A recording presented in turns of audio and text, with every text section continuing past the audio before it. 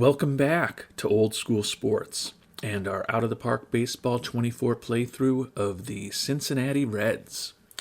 And we are about to begin the 2025 playoffs. The Reds had an incredible finish to the season.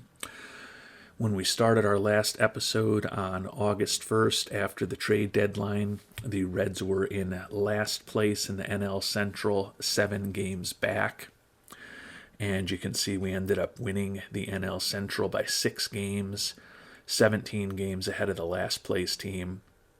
So just an incredible turnaround by Cincinnati. We picked up a couple of pitchers before the trade deadline who ended up being helpful to us in Chris Paddock and Max Meyer.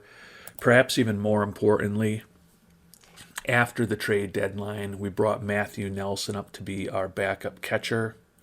We brought the youngster Edwin Arroyo up to take over for Nick Ahmed as our starting shortstop. And we brought up the youngster Jay Allen II to take over as our starting center fielder for TJ Friedel.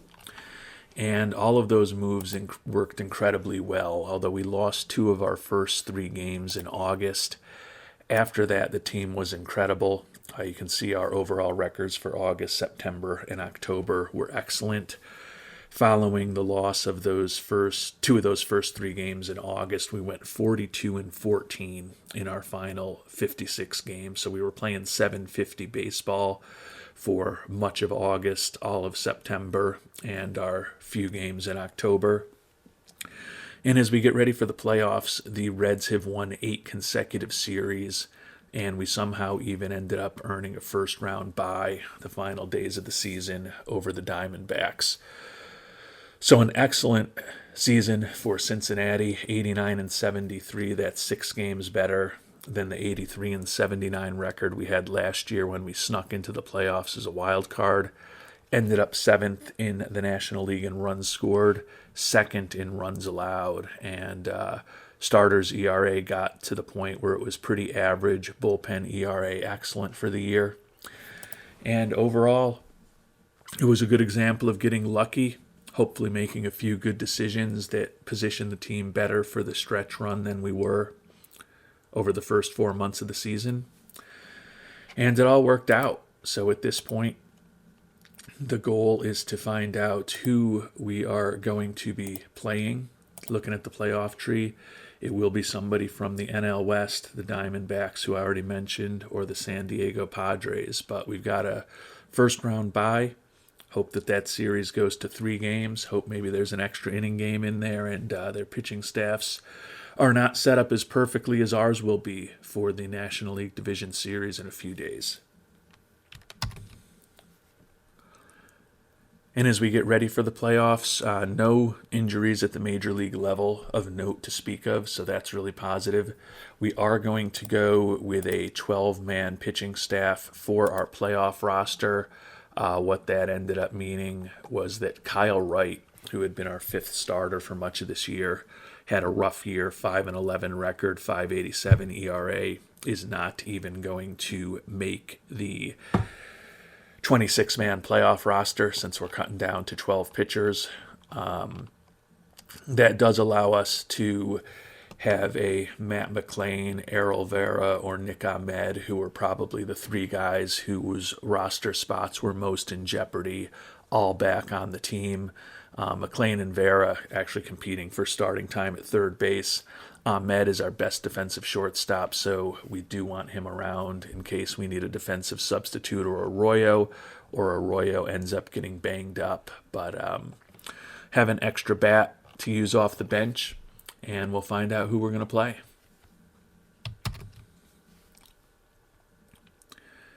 And unfortunately, we didn't get the 3-game series we were hoping for between the Diamondbacks and the Padres in the wild card series. But we are still the favorite team, and we still have home field advantage.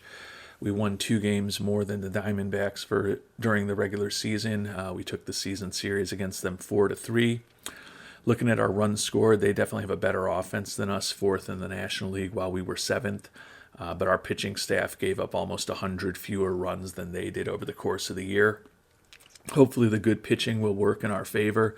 kind of interesting to look at this Diamondbacks rotation. We will be facing Zach Gallen in Game 1.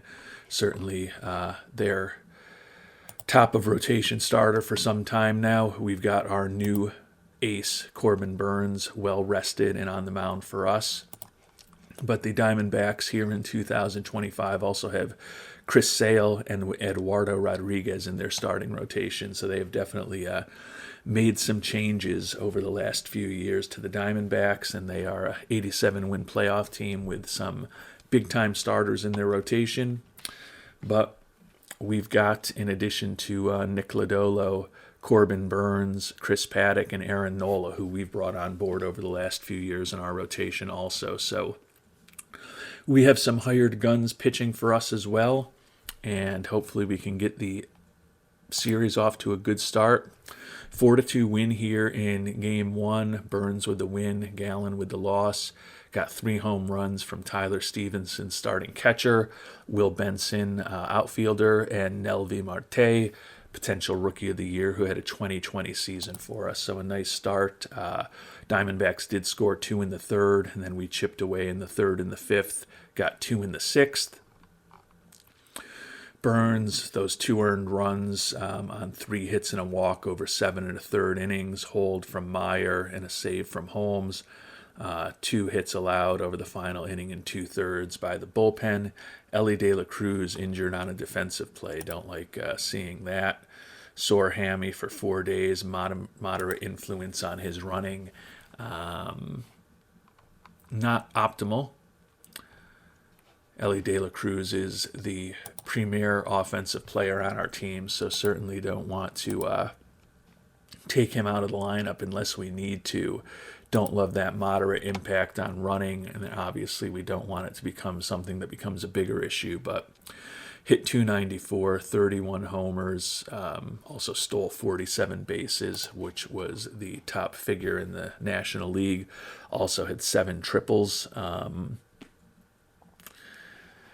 Hammies are always risky, but we're in the playoffs. I don't think we can afford to take him out. Hopefully we can win tomorrow in Cincinnati. He'll have a day off, and then hopefully win this thing in 3 games, give him a little rest, hopefully, before a potential NLCS to get healthy. But obviously we've got a lot of work to do before we even get to an NLCS.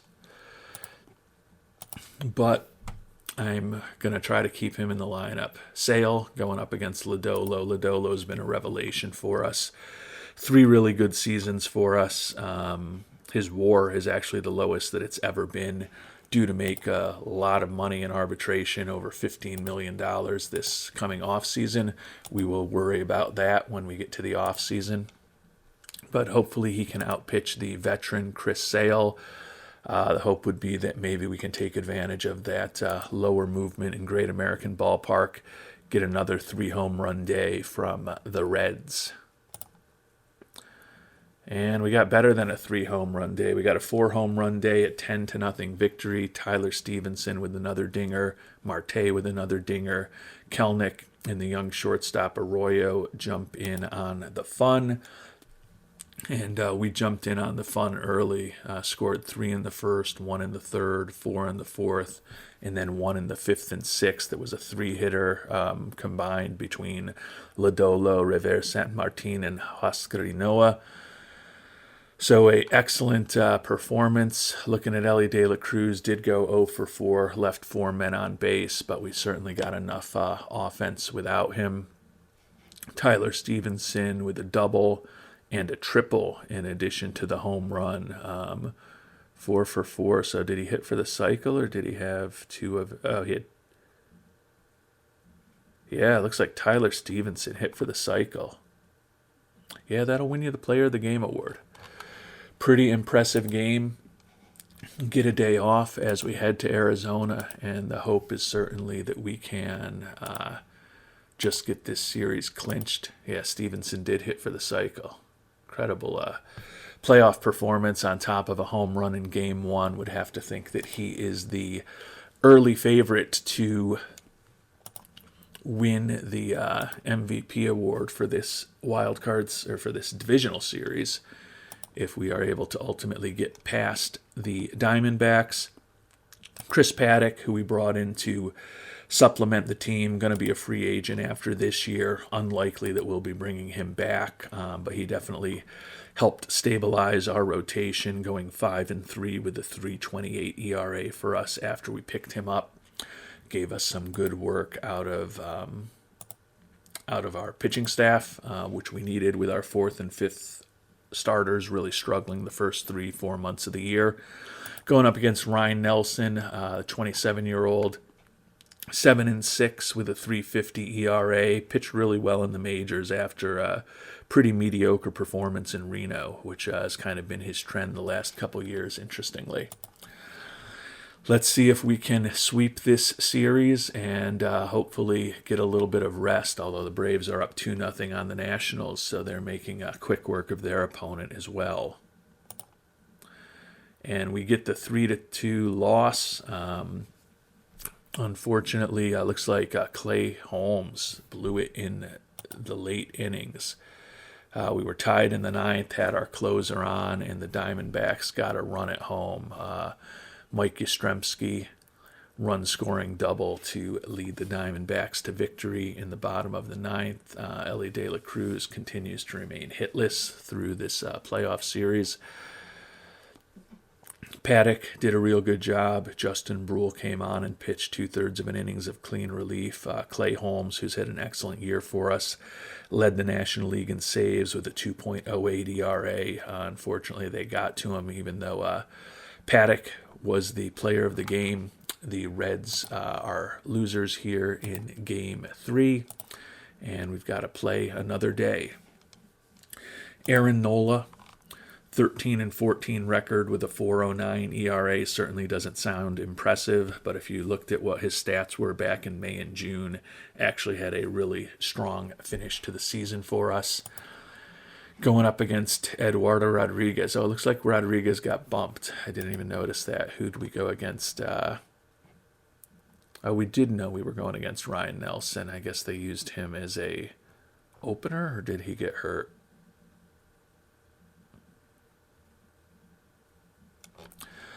Oh, yeah, they used him as an opener for Sale. Oh, this goofy opener and follower stuff is very confusing to an old man like myself. But supposedly Eduardo Rodriguez is going to be going for the Diamondbacks today. Obviously signed that big free agent contract with Detroit a few years ago. Looks like he ended up being traded here last offseason to Arizona. 10-16 with a 5.74 ERA. Our hope is to end the series today rather than to need to go back home to Cincinnati. Not to be the case, though, and another loss for Holmes. That is brutal. 2-1 loss.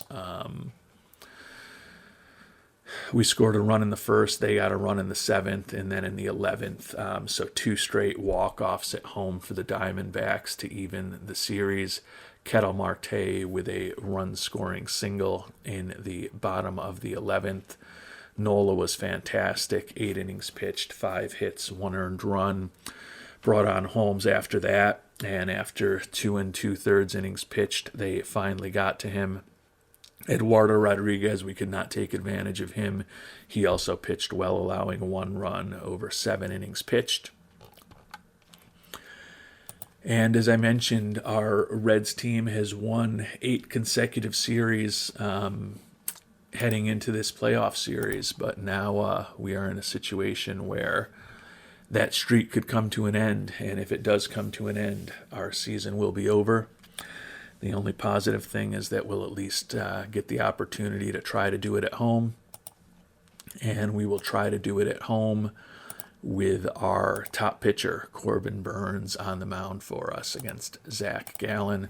Hopefully we can get a duplicate of Game 1 when Burns outpitched Gallen, but the Reds season is on the brink at this point. International amateur free agents revealed, so I will take a look at that shortly. But right now, we are focused on the playoffs. And the Diamondbacks come back after that brilliant 2-0 start by the Reds. Diamondbacks take 3 in a row against our Cincinnati Reds team, and our 2025 season is over. Happy this team got to the playoffs. Happy we got to 89 wins, but certainly with the finish to the year that we had, a 2-0 lead in the series, and home field advantage that we worked real hard to shock the Diamondbacks with in the final week of the season. Can't say it's anything other than a big disappointment. Obviously was a good pitching matchup in a 2-1 game. Got a homer from Kelnick. Stevenson ended up being named the series MVP despite the loss in the series. And just a brutal finish. Had a 1-0 lead. They got 2 runs on us in the 9th. So 3 consecutive losses after a 2-0 lead. And all 3 of those losses because the Diamondbacks scored in the final inning of the game to take the lead. Burns, 8 2/3 innings, 3 hits allowed, 2 earned runs. Holmes came on in 2 pitches to get the final out, but we were unable to score in the 9th. Burns is the player of the game. When did they get their hits? I mean, I'm guessing he had a incredible run if we kept him in. Wonder if he had a no-hitter going into that 9th inning or something, with the fact that he only ended up giving up 3 hits. No, they did get a double in the 3rd inning, then a big home run by Michael Busch that gave them the 2 runs in the 9th. So had a shutout and likely a 1-hitter going in the 9th inning, and they finally got to Burns. That win probability swung pretty dramatically there in the final moments of the game, unfortunately for our Cincinnati Reds, and our 2025 season is over. So with the Reds season over, we can turn our attention to the recently announced international amateur free agent pool. Typically for the first round of international amateur free agency, generally just bring in the players that our scout thinks are the highest potential, although we do have a bad personality with at least one of them. But David Leyva, 16-year-old out of Venezuela, certainly would like to learn more about him. He looks like a real interesting pitching prospect with a potential 5-pitch arsenal, 4 pitches, even if the change doesn't develop. Don't know much about him. Scouting accuracy is very low, but certainly want to see him. Juan Ramos also has potentially nice arsenal. Love the durability. Don't like the low leadership, the low work ethic, as well as the low greed and loyalty. But probably worth getting to know him better just by virtue of his talent as well. Jorge Ramos, not as intimidating a profile as the other 2 pitchers, but still looks like he could be a pretty solid starter if he fully develops. Clearly, for a 16-year-old that we have very low scouting accuracy on, all of these numbers could change materially. But we want to bring these guys in and learn more about them. And then Juan Restrepo, tough personality, again, with the low work ethic and intelligence, but at least looks like he could be a solid major league starter. So we're actually going to bring all 4 of those pitchers into a training session, and then we will pivot to the batters, where you can see top-end talent, at least according to our scout, is not as high as it normally is for some of these international amateur free agent classes. Could be that our scout's just not accurate, or it could be a down year. Regilio Carrillo, center fielder, certainly looks like he could have a pretty interesting bat. Probably would prefer to play him as a right fielder than a center fielder, but we'll bring him in. David Cristovo, third baseman, got a really nice arm.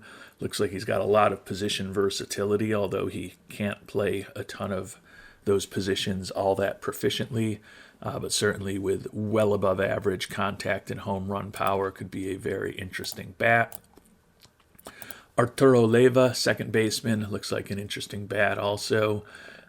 Don't know that I really want to even play him at second base.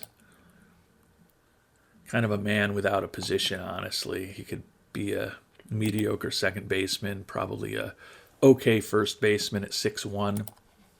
But again, the talent pool is not that deep. We don't know that much about him, so I'm generally inclined to just bring in the guys that, on initial review, our scout thinks are the most interesting. First baseman Arturo Contreras, not all that exciting a prospect, but does look like his bat could be decent. And then catcher Alejandro Preciado.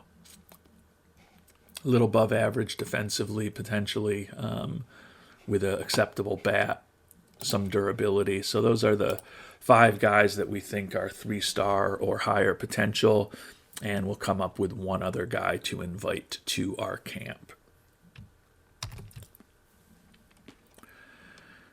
And you can see 4 of the guys that we're inviting to camp have the top power potential of any of the prospects out there when we're searching on batting potential. We're also going to invite the catcher Juan Ardon. Looks like his bat could be okay, glove average-ish, but he does have one of the better, more balanced potential batting profiles of the players who are still available. So we are going to invite Ardon also to fill the 10 players that we're going to bring to camp this first time, given that the season is now over. Our scout needs something to do. So we are also going to try to request an initial scouting report on all 102 of the batters and all 18 of the pitchers who are going to be available. It'll keep the scout busy for the next few weeks, but we should have in 3 weeks before we hopefully run another camp in November a somewhat better scouting report on all of the international amateur free agents. And then right now, obviously, we are going to run our first camp and see if we can start building a better relationship and, more importantly, getting to know a little more about these top 10 players that we've invited to our private training session. And we've already built a strong relationship with the first baseman Contreras.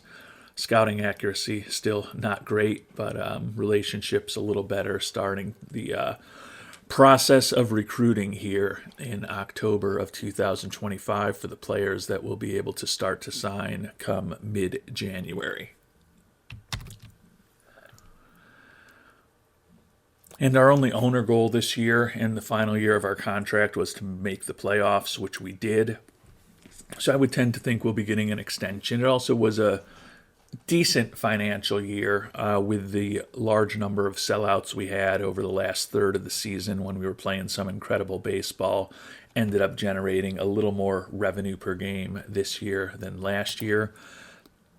And when all was said and done, our draft expenses were lower. We talked about that a couple episodes ago with the guys that we brought on board.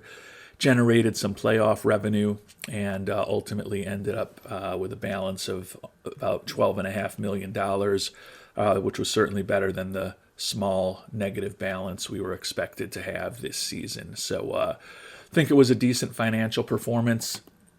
We'll find out in a few weeks whether we potentially get a bump to the budget of $170 million, which has been kept flat each of the last 2 years after a nice bump following our first season in Cincinnati. You can see a nice trend with our record from 77 wins to 83 wins to 89 wins this season, so we're moving up 6 wins a year.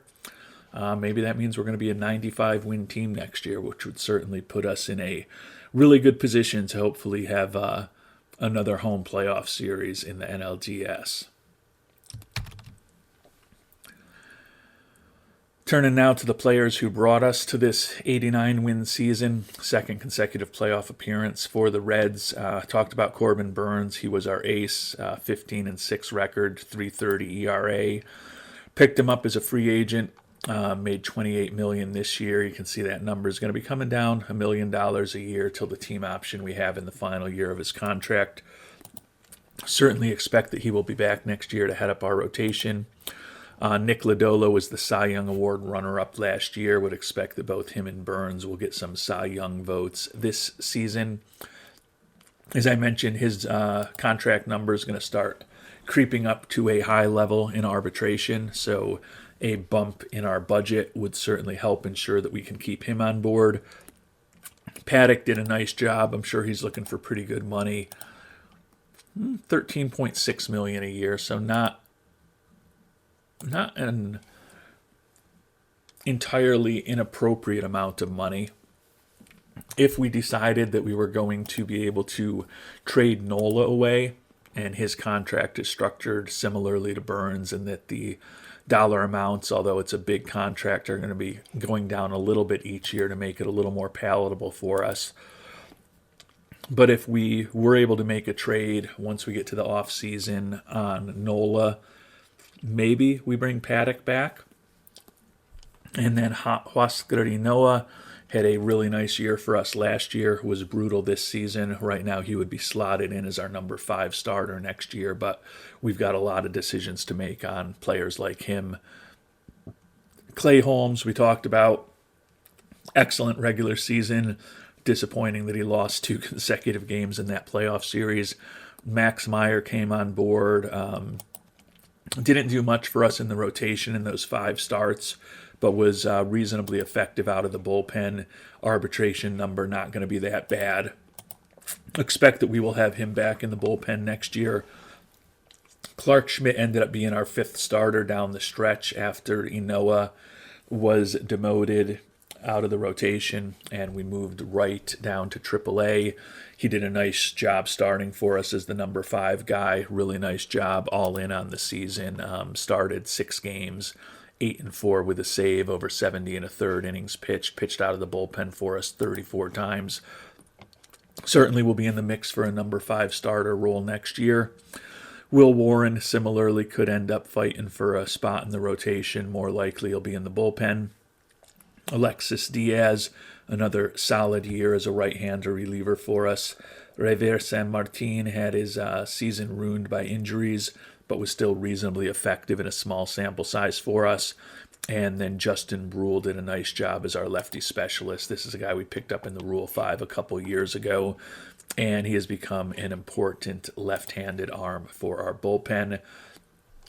Other guys who will be in the mix as far as pitchers, Tyler Wells spent a good chunk of this year in AAA. Ian Anderson similarly spent most of the year in AAA. Bryce Hubbard and Chase Petty are 2 youngsters who could eventually get a chance, in the case of Hubbard, more likely to be a 5th starter or a long reliever. Chase Petty's got a profile where he could be definitely strongly competing for a rotation spot next year. 7-5 in AA with a 3.58 ERA. Then he went 3-1 in AAA with a 2.50 ERA. Certainly, you look at his ratings, and you would think that he could certainly be in contention to slide in as a 4 or a 5 starter for us next year. Joel Kuhnel had been with us first year of this playthrough. He's become a regular minor leaguer, unfortunately for him. And then, of course, as I mentioned, we've got Kyle Wright also in the mix. He did not end up making the playoff roster, but I should be able to find a way to see him. He had a brutal year for us after we brought him over for the Braves. 5-11, 5.87 ERA. We're going to have to make a decision. If we keep him, he'd be competing for a rotation spot, but that $5.5 million arbitration estimate is not excessive given what he was doing in Atlanta, but it's a little aggressive given how ineffective he was for us this year. So feel like we've got some interesting decisions to make with the pitching staff. Do we trade Nola? Do we sign Paddock? Do we bring back guys like Kyle Wright? And what do we do with the youngsters that we can potentially promote, most notably Chase Petty?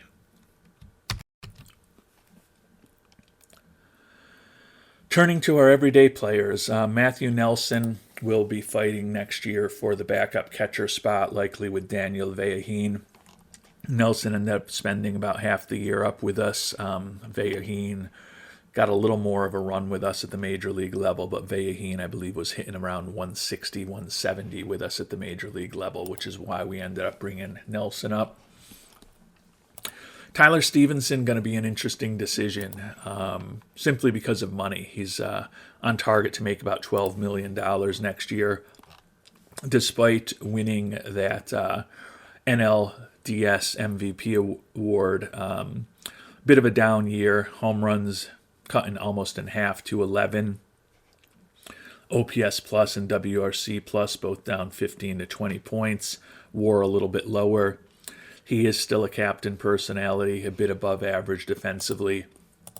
Tend to think we will bring him back, but if there's a real interesting catcher available in free agency or the trade market, we could potentially look to trade Tyler Stevenson rather than paying him around $12 million next year.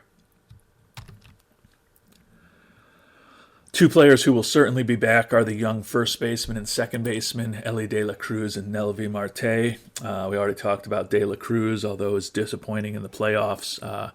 Monster year, 294 average, 31 homers, led the league in triples and stolen bases, 5.9 WAR. Certainly expect the young first baseman to be getting some MVP votes. Nelvi Marte, certainly expect him to be getting some Rookie of the Year votes after he had 267, 30 homers, 26 stolen bases, 114 OPS plus, 117 WRC plus, and a 4 WAR on the year for the young second baseman. Christian Encarnacion Strand, rough year. Hit a .195 with only one home run at the major league level. Split the year between AAA and the majors. Really has nothing left to prove at AAA this year, but the season was so brutal at the major league level. His 26-man roster spot for next year is certainly in jeopardy. Do think that he has enough defensive versatility and enough defensive competence with a batting profile that still is at least interesting. I'm sorry, I'm talking about Matt McLain now. I clicked on the wrong guy. I was like, that seemed like a worse year than I expected for Encarnacion Strand. And I didn't think he actually spent that time in the minors. So I apologize. I am confused. But Matt McLain's going to be fighting for a 26-man roster spot next year. Certainly has nothing left to prove in AAA, but he did not do all that great for us this past year. He'll be fighting to stay on the roster. Encarnacion, it was a down year, 218 and 11 homers, but it wasn't as bad as Matt McLain was. Still had a positive WAR for the year, but can we afford to have both of those guys as well as Errol Vera all on the roster next year? Maybe not. Someone may end up being the odd man out among those three young third basemen. Errol Vera, Rule 5 draft pick, kept him up all year, hit 243, 16 doubles, 7 homers, and over 400 at-bats. Pretty much a replacement level player, but he is now part of Cincinnati's system. Could certainly keep him in AAA next year. Got 3 option years left, and does have a little bit of growth in terms of his development as far as our scout is concerned. So maybe we can make him a little more versatile defensively in AAA next year if we decide to have Encarnacion, Strand, and McLain up at the beginning of the year. Nick Ahmed ended up losing his starting shortstop spot for us. Love the glove, but the bat with the 35 contact has just been brutal. Hit a .197 on the year. We've got a $6 million team option for him, and it is hard for me to imagine we will be exercising that option. Since Edwin Arroyo came up, the glove is not quite to the level of Ahmed, but he hit 238 for us. Was an above-average WAR player. Doesn't look like an incredible bat, but he is 22 years old. He's making the major league minimum and certainly a competent defensive shortstop. Think that we can probably use the $6 million that we have on budget for Ahmed next year somewhere else more effectively, maybe bolstering our pitching staff further or enabling us to bring back somebody like Paddock. Turning to our outfielders, we got a nice rookie year from Austin Hendrick, who had a monster year in 2 monster years in the minors, honestly. 48 homers in high A ball in 2023. 2024, he combined for 58 homers in double A and triple A. So he had absolutely nothing left to prove in the minors. Made him our starting left fielder this year. Did have some injury issues, but hit 233 with 20 homers. Definitely something to work with him. Also played some right field for us, given a pretty decent arm. So Hendrick's going to be an important player for the next few years. Kei Kadama ended up spending some time as a starting center fielder for us, some time as a fourth outfielder. Signed him as a import, as a free agent out of Japan. Hit 270 with 18 homers, stole us 8 bases, positive WAR. A lot of speed, decent gap power, although he did only have 1 triple this year. The outfield range is really interesting. The issue is that his error rating is well below average and his arm is only average. Certainly think he will be in the mix as a 4th or 5th outfielder for us again next year. Not a perfect player, but not somebody that I mind having on the team. Jay Allen, we talked about. We brought him up to be our center fielder when we sent TJ Friedel down to the minors because Friedel just wasn't hitting. Allen ended up hitting 255 in the majors for us. No power, and we're not expecting that home run power to develop, but an excellent defensive center fielder, has a lot of speed, stole 31 bases for us in just 55 games, so he can certainly be an asset on the base paths when he does get on board. And take a look at those fielding stats, and you can see his zone rating and his defensive efficiency in center field at both the AAA level and the major league level were above average. So he will be competing likely with Friedel and maybe some else that we bring on board for the starting center field spot next year, but would think that Allen, with the excellent defense, is certainly the favorite to end up in that role, especially given that he's making the major league minimum. Will Benson, he's a bat. He's a feast or famine hitter. Hit 216 this year. Did have 15 doubles and 12 homers and 292 at-bats.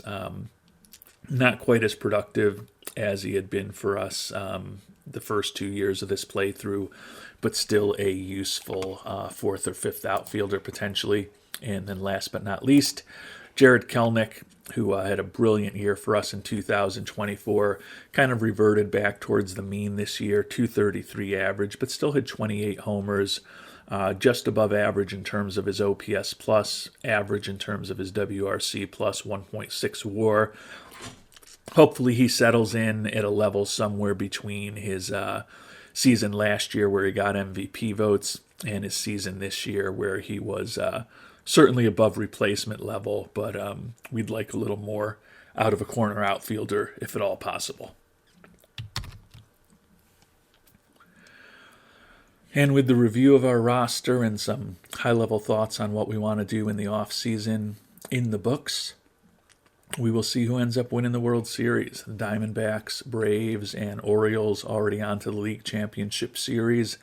The Astros and Mariners facing a deciding Game 5 to see who will join them there. We'll find out who wins the World Series, and then we'll see what our budget is going to look like next year before we finish up this episode. And the Atlanta Braves are your 2025 World Series champions. The Mariners still looking for that first World Series title. Lost 4-3 to the Braves. Braves took out the Diamondbacks, obviously, and the Mariners easily dispatched the Orioles to get to the World Series. And I guess the only nice thing about being eliminated so early was that we turned our attention to the international amateur free agents. We've already scouted all of those young players that we mentioned. So we've got one scouting report on all of the international amateur free agents. You can see our scouting accuracy is still generally low across the board. So we are going to... Actually, I don't know if we're going to set up another... Yeah, we might as well set up another round right now. We know the majors pretty well at this point, so we are going to request another scouting report on all of the young batters and all of the young pitchers to hopefully get to know them a little better. Still have 3 weeks to play with before we potentially run another international amateur free agent camp. So maybe we'll get to know the players a little better before we have to make the decision on which 10 we are going to bring into our complex.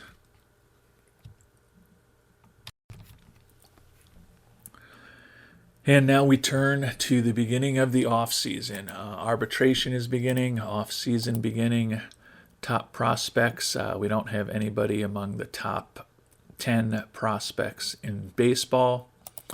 But looking at the top minor league systems, we still are ranked 5th overall, so still have a pretty good minor league system. We're losing a manager in Dayton. Joel McKeithen is leaving as our batting coach. Got some players retiring. Pitching coach Byron Nichols retired, so we're replacing not just a hitting coach, but also a pitching coach. Looks like we've earned a contract extension, only for 1 year, though. Castellini, even with 2 consecutive playoff appearances, is not overwhelmingly enthusiastic about our tenure, apparently. Looking at the review of the season goals, happy we made it into the playoffs. Not happy that we haven't gotten an MVP. Wants us to make more money. Wants us to have the fans more interested. Really disappointed in how we've done in road games. Can't be disappointed at a playoff team, but he's hoping for more out of these Reds. Happy with our performance in the goals, but his overall mood on our performance not nearly as cheerful when he looks at the results on the field and in the boardroom. Wants us to reach the playoffs, improve our batting average, MVP, total balance, more fan interest, better road record, and reach the World Series in the next 4 years. So Mr. Castellini still pretty demanding. Nick Ahmed, we've got that team option for $6 million. Not going to bring him back. The one thing that I will do is shop him around. I don't think there's going to be a ton of people interested in potentially putting up $6 million for him next year. But he does have a good glove, so you never know. And there's people out there. I think we just deal him rather than making that decision if we can find a player who we think could help us a little bit. And the players that were being offered for Ahmed are really not all that exciting. I think I'll see if we can pick up Aaron Savale from the Braves. Definitely looking in terms of his profile as a replacement level type pitcher. But the arbitration number is not that bad. At least we'll have time to think about maybe making him an arbitration offer over the next couple weeks when we start spending a little more time visualizing what our pitching staff could look like next year. I know we don't want to be spending $6 million on Ahmed, so might as well at least give ourselves the potential optionality. Go ahead and submit that offer to the Braves. We'll find out in our next episode whether we need to add anything to get it done. And then last but not least, checking in our budget. And he's actually cut our budget to $168 million. So bit frustrating after the great finish we had to the season. 2 consecutive playoff appearances, meeting Castellini's goal of making the playoffs this year, and also having a pretty profitable year on the field. That our budget's actually been cut down to $168 million. So we're going to have some interesting decisions to make with some of the trades we made and some of our arbitration eligible players being relatively ineffective and in some cases sent to the minors. We're only looking at a $20 million increase, or closer actually a $19 million increase in our salary obligations for next season. Still going to obviously be hard to fit another $20 million, $19 million in the budget when our budget has been cut by $2 million. You can see with that payroll number, we are going to be low on money available. So certainly right now we are going to drop our scouting and development budgets considerably just to actually open up a little bit of cash to play around with. But hopefully we don't have to go into next season with the scouting and player development budgets that bad. Hopefully we'll be able to save a little bit of money when we get into arbitration.